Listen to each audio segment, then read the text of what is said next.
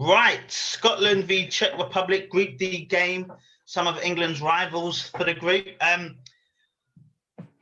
The all-time record for Scotland versus Czech Republic in their matchups is a very even affair. We've got Scotland winning 4 games, Czech Republic winning 4 games, and they've drawn once.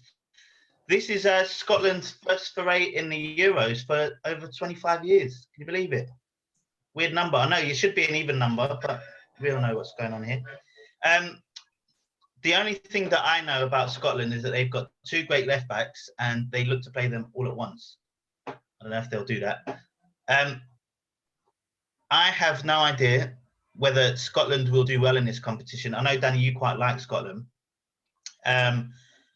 especially in a group that is pretty tough, I think, for them. And I think both Czech Republic and Scotland are probably going to be battling out for the wooden spoon within this group. Whether they make that 3rd place spot, I've got no idea. You know, being an England fan, it's always easy to be pessimistic. I have Scotland. Do you know, I have this game being a draw. I just realised they'll get their 2nd draw of their history. What do you think, Dan? Well, I mean, you know what a fan I am of John McGinn. I was talking about him the day Villa signed him in the Championship. I just think he's brilliant, and for Scotland, he is so important. He is to Scotland what Wijnaldum is to Netherlands, in my view, because I think Wijnaldum plays a very different role for Liverpool, but he's such an important number 10 for Netherlands, and he gets in the box and creates goals and scores goals. John McGinn does that for Scotland. He doesn't do that for Villa, but he does for Scotland.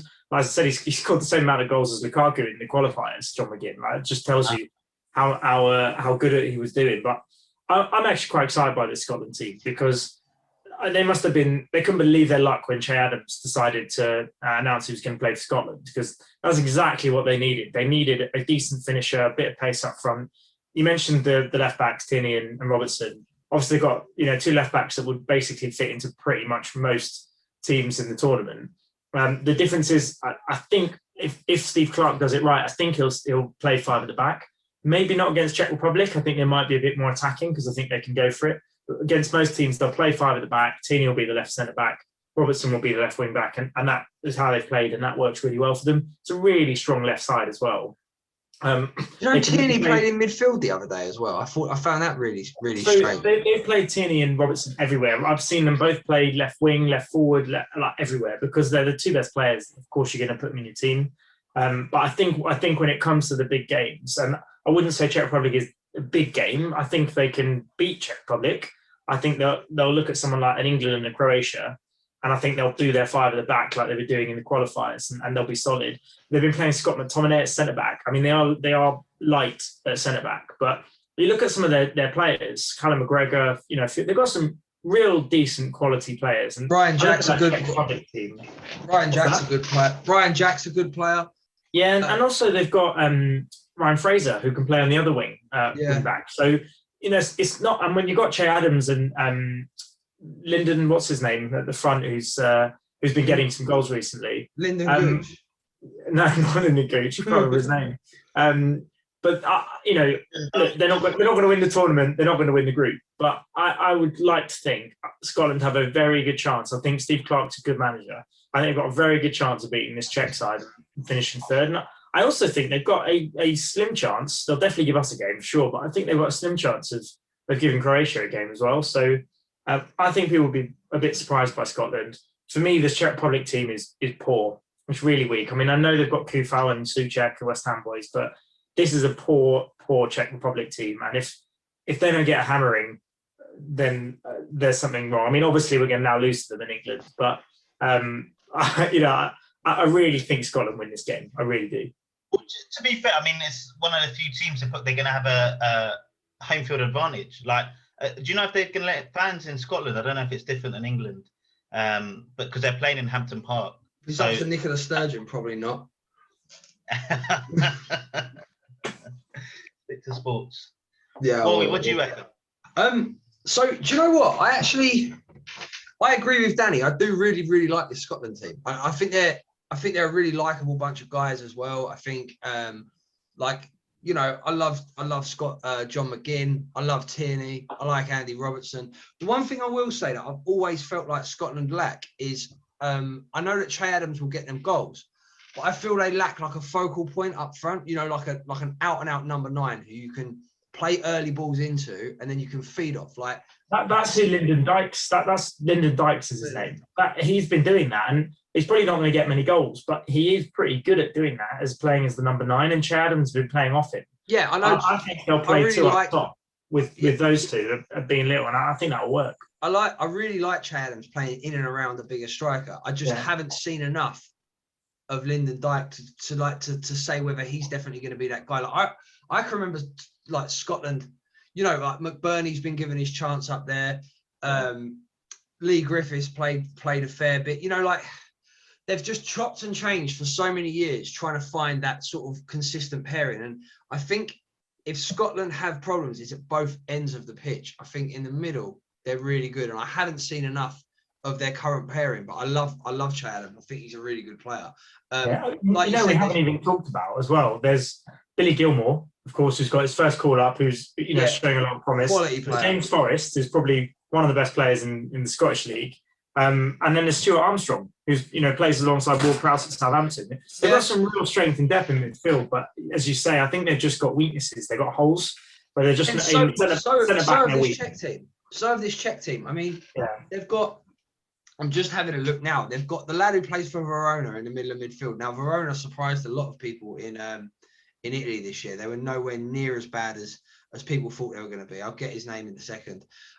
They've also got Callas, who plays for Bristol City. I know we're talking about Bristol City players, you know, and not players for, you know, a top half Premier League side.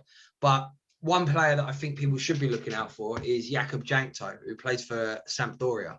Now, for Sampdoria, he tends to play the left side of midfield in like a 4-4-2. But for the Czech side, they tend to play him up in behind the striker. Whether that's Patrick Stick or whether that's someone else. What? How do you say his name? Schick, isn't it? Patrick Schick. Schick. No, I thought it was Stick. I'm going to trust Rory saying the pronunciation's right here. So. He's got his pronunciation spot on these days. Definitely a T in there somewhere. But yeah, he could be one to watch. He can take a free kick. He's quite tricky. He's like a typical playmaker. Has sort of been one of the few bright spots in a very average Sampdoria team this season. I mean, to say average, Sampdoria have been average for the best part of a decade. So he says with a Quagliarella top behind him. As I say, with a Quagliarella top behind me, yeah. And a Real Betis one next to it, in case anyone's wondering. So yeah, I mean, are they going to go and win the tournament, the Czechs? Probably not. Are they going to get out of the group? Maybe not. And even if they do, they're probably going to lose in the first game. But I think the worst thing Scotland could do is take them lightly. I think if Scotland bring their kind of their hustle, their bustle, their kind of shithousery, get their not even necessarily shithousery, but just get the workhorses doing what they're good at, and then get your players like McGinn and Che Adams on the ball. And I could see a narrow Scotland win. But then saying that, the Czechs beat us the last time we played them. So. Well, this is the thing, right? Because Scotland have qualified for 2 Euros and have not gotten out of the group stages, and I'm pretty sure they probably got a similar record in the World Cup. So they've never got out of the group, but that was 20 years ago. But this is the only experience they've got, and they're in a group against England and Croatia, who they know is going to give them a tough time, and chances are they're not going to get points out of it. So they have to look at this game being all right, this is the one that we're going to try and win. Vladimir Darida's another one who plays for Hertha Berlin. It's not a good season though. The thing for me that I think tops. I mean, weirdly, of all the games, this is the one I would feel really, really comfortable putting my money on Scotland. Like Scotland played Czech Republic twice in the last year in the Nations League. They beat them both times. Czech Republic just got absolutely dicked by Italy last week. They lost to Wales. I mean, who loses to Wales? Like, Wales are bad. So I just, they got a few half-decent players. Of course they do. They've made it to a Euros. But I don't know. I just don't see it. I don't see them scoring too many goals. I don't see them keeping clean sheets. And I think this is a real chance for Scotland. What's your score? I think they'll just edge it like they did in the Nations League. I think it'll be 1-0 Scotland. Rory?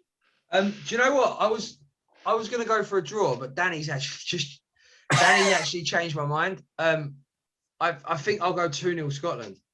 Oh. I think with a home crowd, and I think there are so many good players in the Scottish team. There's a couple of tidy ball players in the Czech team, but when you look at players like Che Adams, players like John McGinn, players like Tierney and Scott Robinson, McTominay as well. like with a home crowd, if they have the home crowd, I can see a rampant 2-0.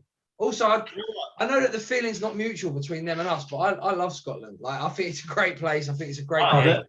They'll be desperate for us to lose, but yeah, I like Scotland. I love Scotland. I love Scottish people. I think they're great. And do you know what? Danny convinced you that Scotland are going to win well. You've convinced me that they're going to absolutely smash Czech Republic now, and I'm going to go for a 3-0 win for Scotland. We're all going to look so stupid after the final whistle when they lose 3-0. Yeah. No, look, we're not pandering to the Scottish fans, but come on, look, we're backing your team, all right? Give us a listen, give us a subscription and all that. Pay us some money. Yeah, follow us at All Talk FC. All right, good one. Hopefully Scotland do come out with a good result, and I don't know, just don't do it against England. All right, see you later.